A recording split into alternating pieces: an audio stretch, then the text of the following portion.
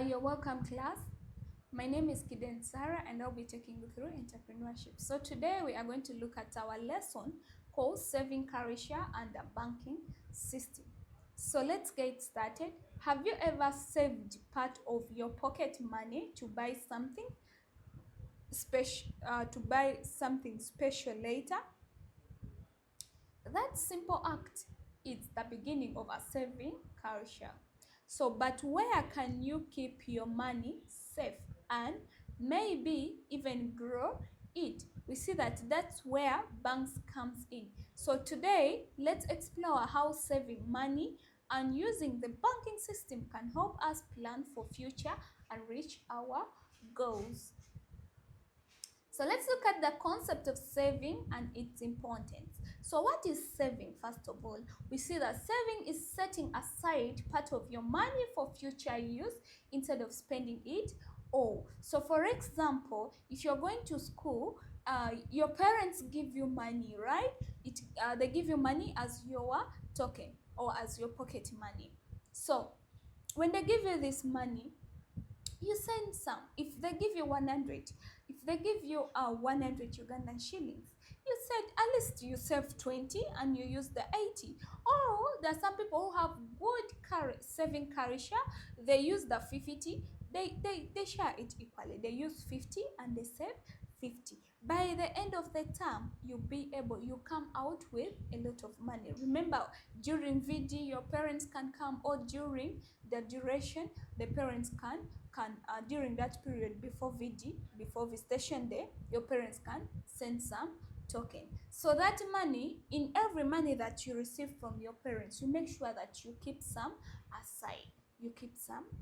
So that is developing saving culture. You get some part of the money and you say, when I come out in the bit, and that saving can help you when you come during holidays. Instead of asking your parents for data, nowadays you come out,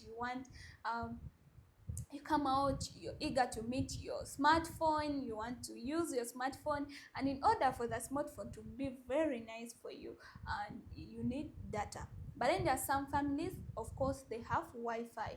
But then if you find out that at your home you don't have Wi-Fi, it means that the money that you have saved at school, it can help you when you get out. Or you can use it if you're having Wi-Fi at home. Yes, good, and it's well, then use it for starting a business. You use it for starting a business. It doesn't matter whether your parents are having money or they're having enough money for you or not. Starting a business of your own, it means that you're training yourself to be a better person. So why is saving very important? It helps us to prepare for emergencies. For example, the hospital bills.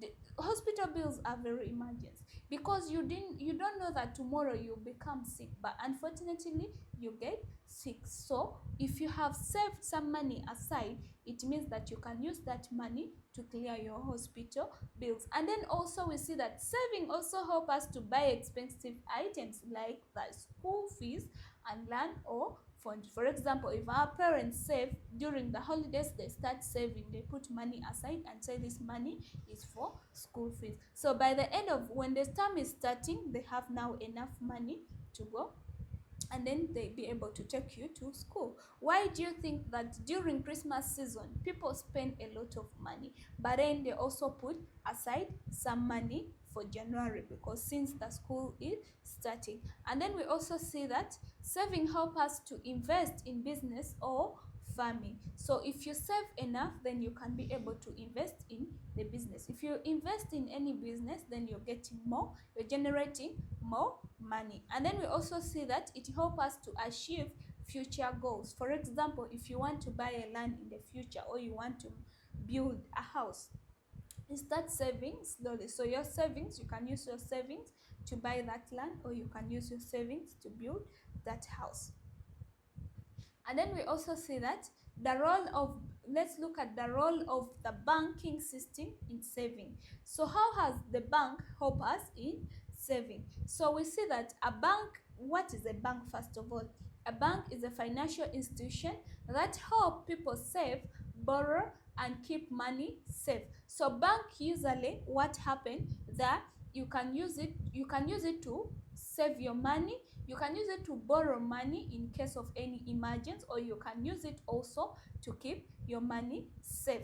Because if you keep your money in the bank, it is very safe, other than keeping your money in the house. If you keep your money in the house, thieves may enter, and then when they enter, they check everywhere and they find that money, it's gone. So you don't have anyone to claim for. But in the bank, the money, it's always safe since there is tight security. We also see that how banks support this saving. So we see that banks provide safe places to store money. So in a bank, it is always very safe. I encourage you to open up bank accounts such that you can be dropping your money, because it is very safe to store your money in a bank. And then also, bank pay interest on money saved. Do you know that if you save money in a bank, you get interest? And you also see that they offer advice on saving and investing. So these banks, we see that these banks, they always come to school, they always come to schools, they bring people to come and advise on how to save, on how to make investment. They always visit the school. So make sure that you attend those programs. When they come, you be part of them. It will really help you. And then we also see that encourages saving through savings accounts. In a bank, we have what you call saving account. So in the saving account, you open up an account and you say, I'm saving for 1 year. So they create for you that saving account. You get interest from saving. So let's look at the types of savings accounts and their future. So we have what we call personal saving account. So this personal saving account, it's basically for individuals, and they earn interest, and they can also use the ATM card. And we also have what we call the fixed deposit account. This fixed deposit account, it's the money that is saved, it is set aside, money saved for a set period. So you set a period, you set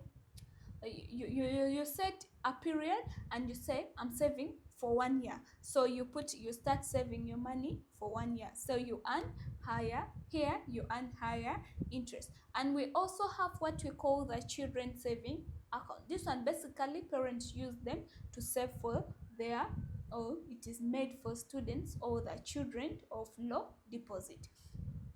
So if you're still at school, they ask you when you're taking your records, student, are you a student or you're now a working class? So if you're a student, they always make low deposit, or they make sure that they keep that they make for the students or the children.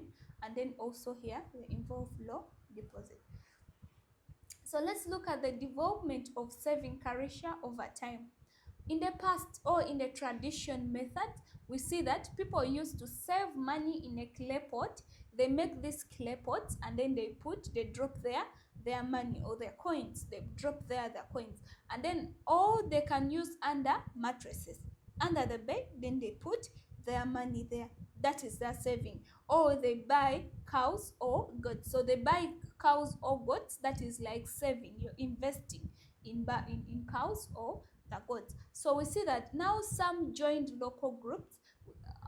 We have the saving clubs or the village circle. So this, in the villages, we see that some people, they have these small saving groups. So they call, and then they go and put their money. They drop the money weekly, or they can say monthly. So that is saving. So by the end of the period, they share equally. So let's look at in the present. So when we talk about the present or the modern methods of saving, now people use bank. People no longer use the clay pot. People no longer use money. You put money under the mattress. The thieves now know these things. So that's when they find these things. When they enter your house, what they will do, they will check under the bed. They will check, because they know there are some people, they still have the old mind. And then we see that nowadays we use the banks, we use the mobile money. You just save your money in your mobile money wallet or the microfinance institutions. So there are these microfinance institutions that you can save your money. And then we also see that people use apps or the mobile saving accounts, like in MTN we have the MTN More Cash or the Airtel Wewole and many others. So this one can help us to save. So that is the modern or the present method of saving. So let's look at the future challenge. What are the future challenges and the opportunity in saving? So one, the challenge that we have the challenge of inflation. So the money keeps on fluctuating. The money it's not stable. So that can make it very hard for people, that can affect saving. And then we also see that we have lack of financial literacy. There are very many people, they don't have the saving curricula. And then also we have unstable income. Our incomes are not stable, so which makes saving very hard. So what are the opportunities? We have the opportunities here: financial education. People come, they go to school or they go to these societies and teach people of the benefits of saving and how to save. And then we also have the technology. The technology has played a big role, whereby people can now use mobile money in saving. We say that MTN has what we call more cash. So this more cash can help you to be dropping in your money and then you save. And then also youth savings programs. We have what we call youth saving programs. You join in, they encourage you to save, and they also give the benefits of saving. So thank you. We have come to an end of this lesson. Have a great time.